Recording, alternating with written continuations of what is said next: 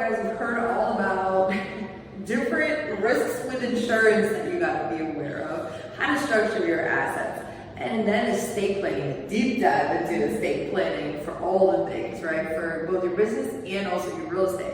Now getting into legacy planning, which is its own like tier of its own, especially if you're high net worth and have a larger portfolio as well, because there's so many different pieces and elements to it. So I'm gonna pass it off to Sam of how do you protect your loved ones and also protect yourself from probate and all the things. Yeah, so when we think of legacy planning in our office, it's something that's like in addition to the estate planning piece, like protecting your body, your decisions, and your assets, right? And making sure your loved ones are protected and getting that peace of mind. But if you think about like when someone has passed away, what's like the main thing that you were like thinking? For me, like my grandma passed away right before I had Wes. We were really close, and back she was like, I didn't think you were ever gonna have kids. And I was like, me either. So she was so excited to meet him, and then she like passed right before he was born, but we got to spend 2 weeks in Florida together, and she like got to see me pregnant, and like we had like really great conversation. And I was so sad because my other cousins weren't there, and Wes would never get to meet her, and my 1-year-old Jax would never get to meet her.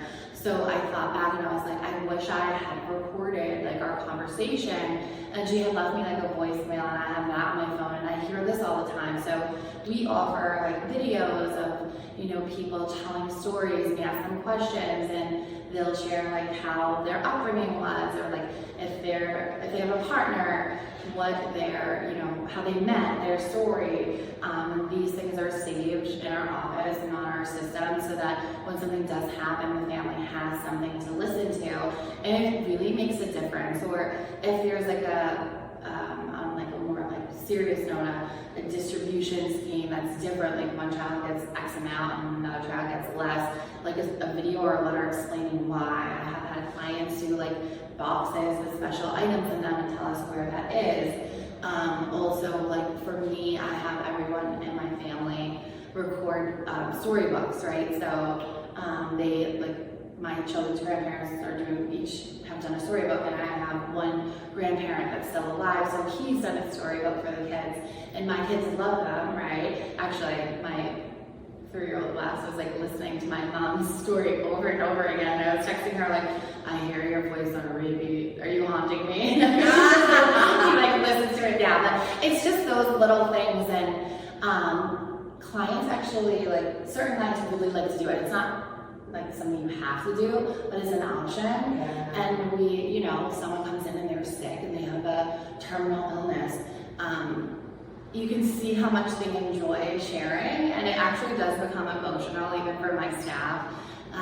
But you get to hear about like everything, like how someone got here, or like business advice, like why someone did what they did, or, you know, family like recipes, different anything. So that part of the planning and the legacy is super important. Or sometimes high net worth clients will do specialized charitable remains or trust to charity, and like that's how they leave their legacy or something that's important to them. So there's different ways and different perceptions of what a legacy means, but I think just for like your family, leaving some sort of story behind, whether it's a letter or the video, does mean a lot to them, because yes, the assets like are there and they need to get to the people that you want them to go to, but generally, even in our probate cases, it's not about the money, it's about like really missing that person that's not here. And you know, in those days you're like, I wish I could just call my grandma and tell her all the crazy stuff happening, or have that advice of like Wes's, you know, and his like, they call it terrible twos, terrible threes. Can you tell me how my week has gone? So, you know, that advice, like she had 5 kids, I have 2 kids, like what did you do? Like, and I don't have that opportunity, you know, but I have like that memory, and I really wish I could share that memory with my cousins and my children, but we have like some letters from her and stuff, which is cool, but that's a big part of our planning here that we do offer. And you don't have to do it right away, you can do it at that 3-year check-in, but that's also, you know, just adding that other layer to what's like important to you and your family. Right, on top of your estate planning, so like kind of like explanations on stuff, stories, I mean, that's like where the real legacy part comes in, and that's where I haven't seen anybody really that, like those storybooks that you were talking about, Sam, like I'm mind blown by those, because it's like those are things that you pass down generations, and like I feel like it would just relieve so much more tension for so many people, understanding, you know, why a loved one did something, or their intention behind something, because when they're no longer here, unfortunately, like they can't communicate that to you, right? You're gonna see what's on black and white, and that's it. So I love that you're taking this whole other human layer to it, right? And how do you want your legacy passed on, right? Because I think a lot of the time we just assume that the next generations want certain things and whatever, but you know, they really want to hear our stories, and they want to be able to pass that down and give it like almost a very personal touch to it, which I think is super, super key. And then like, you know, the foundation work or different things like that. Like I remember my mentor, she had written in a missionary letter, and she had also said to me, she was like, you know, I really want you to build like a women's battered shelter. Once you do things that I want you to do, that's like the legacy piece. That do everything that you're supposed to do here, right?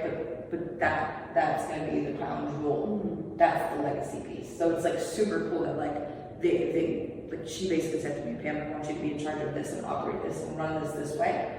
And then when everything's all settled and everything's good to go, then you work on building this.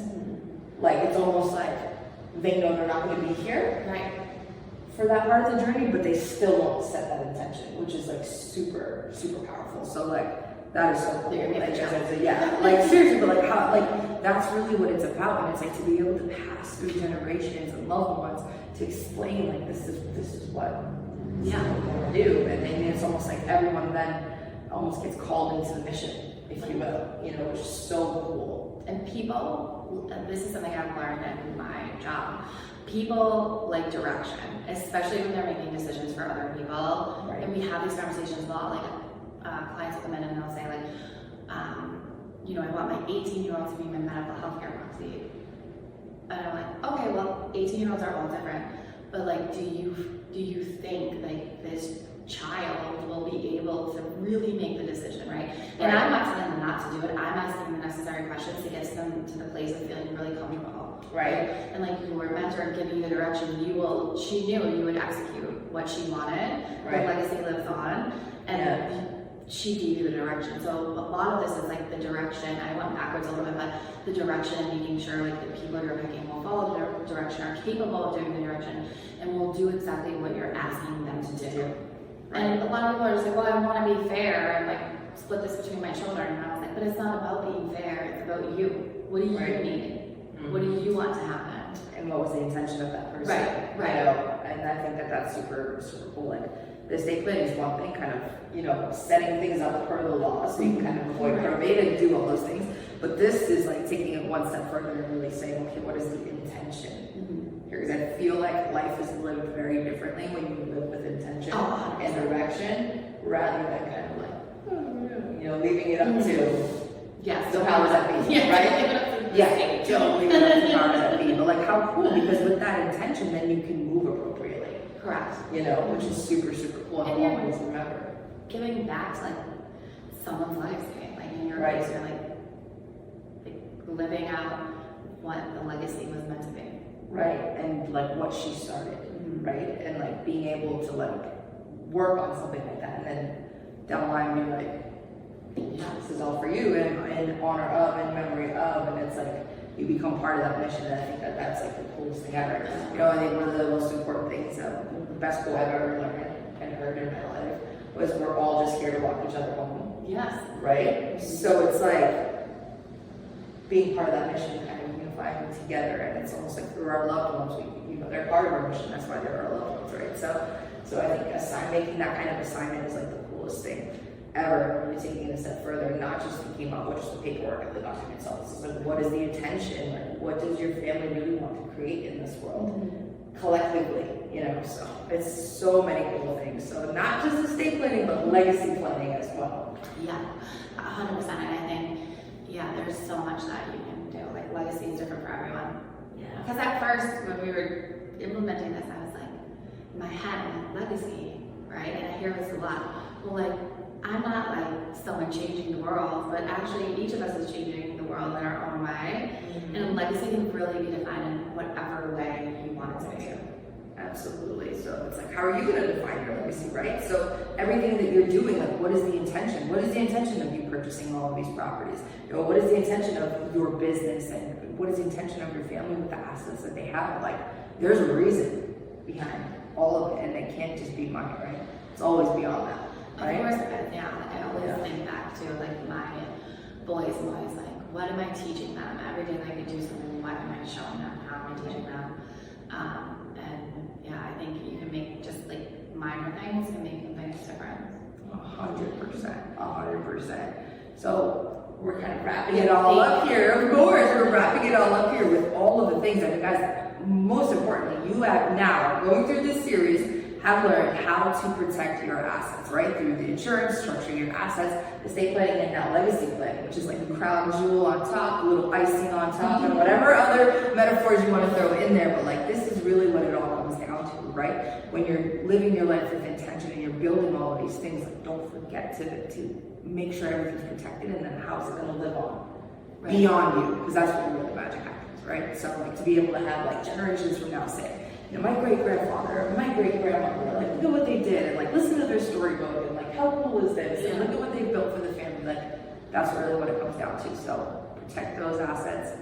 Make sure you call Sam anytime. Even just a quick question, if we do 15 minutes, we love to answer questions if we can, you know, help protect your family or, you know, point you in the right direction. Happy to do that.